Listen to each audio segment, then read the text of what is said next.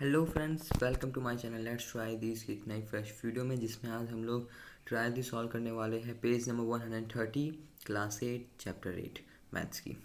तो फिर इस ट्राई दिस का वीडियो बनाने के लिए मुझे स्नेहा बत्रा ने कमेंट किया है। Thank you Sneha Batra for commenting. अब मैं आपको बता दूं कि ये ट्राई दिस सॉल्व कैसे होगा। दोस्तों, जैसा कि आप देख सकते हैं, ये ट्राई दिस में आप अगर इसको पढ़ेंगे तो आप थोड़ा कंफ्यूज हो ही जाएंगे कि आखिर हमको इसमें करना क्या है। तो बता दो, जैसे देखिए इसमें लिखा है find the time period and rate for each. A sum taken for 1.5 years at 8% per annum is compounded half yearly। मतलब क्वेश्चन में हमें पूछा है टाइम पीरियड और रेट, और हमें फिर फर्स्ट क्वेश्चन दे रखा है दिया जिसमें हमें टाइम भी दे रखा है, रेट भी दे रखा है। तो अब जब ये दोनों दे ही रखा है तो फिर हमको ये पूछा क्यों जा रहा है, हमें कोई अमाउंट प्रिंसिपल क्यों नहीं पूछा जा रहा है।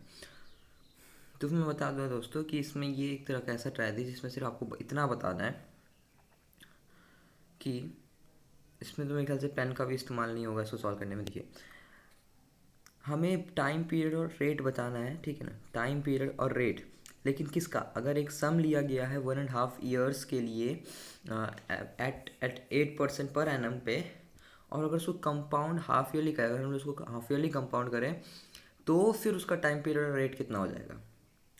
मतलब कि अगर जब हम लोग किसी भी चीज़ को कंपाउंडेड हाफ ईयरली करते हैं, ऊपर भी आप देख सकते हैं यहाँ लिखा है, do you see that if interest is compounded half yearly, we compute the interest 2 times, so sum period becomes twice, so time period becomes twice and rate is taken half। मतलब अगर कंपाउंडेड हाफ ईयरली किया जा रहा है तो फिर जो इसका ईयर होगा, जो टाइम पीरियड होगा वो ट्वाइस हो जाएगा, और जो रेट टेकन होगा वो हाफ हो जाएगा। बस हमको ये पूछा गया है, जैसा कि उसमें लिखा है time is equals to 1.5 years, ये पहला क्वेश्चन है, और हमें रेट दे रखा है 8%। तो फिर और बोला है कंपाउंडेड हाफ ईयरली, तो कंपाउंडेड हाफ ईयरली का मतलब ही हो जाएगा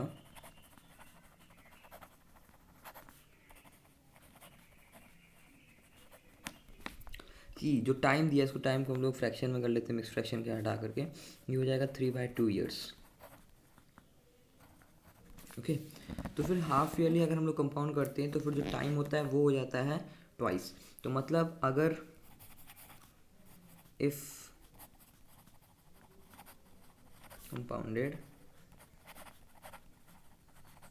half yearly time period is equals to 3/2 into 2, क्योंकि वो ट्वाइस हो जाएगा तो हम लोग उसमें मल्टीप्लाई 2 करेंगे, तो फिर ये दोनों 2 कट जाएगा तो फिर बचेगा 3 ईयर्स।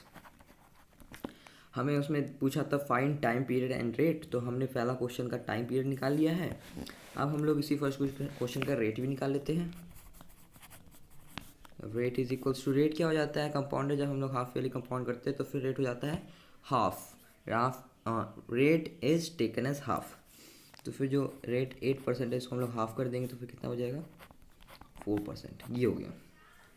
तो हम लोग इस स्टेटमेंट में लिख सकते हैं इफ़, जो क्वेश्चन से, if a sum taken for 1.5 years at 8% per annum is compounded half yearly then the time period will be twice. उसके बाद फिर हम लोग लिख सकते हैं ये चीज़ और रेट, ये चीज़, बस ये चीज़ हो गया। बस यही था इसमें दोस्तों, और कुछ नहीं था। क्वेश्चन गलत नहीं है कुछ, बस कन्फर्म, मतलब क्वेश्चन गलत नहीं है, ट्राई दिस है, सही है।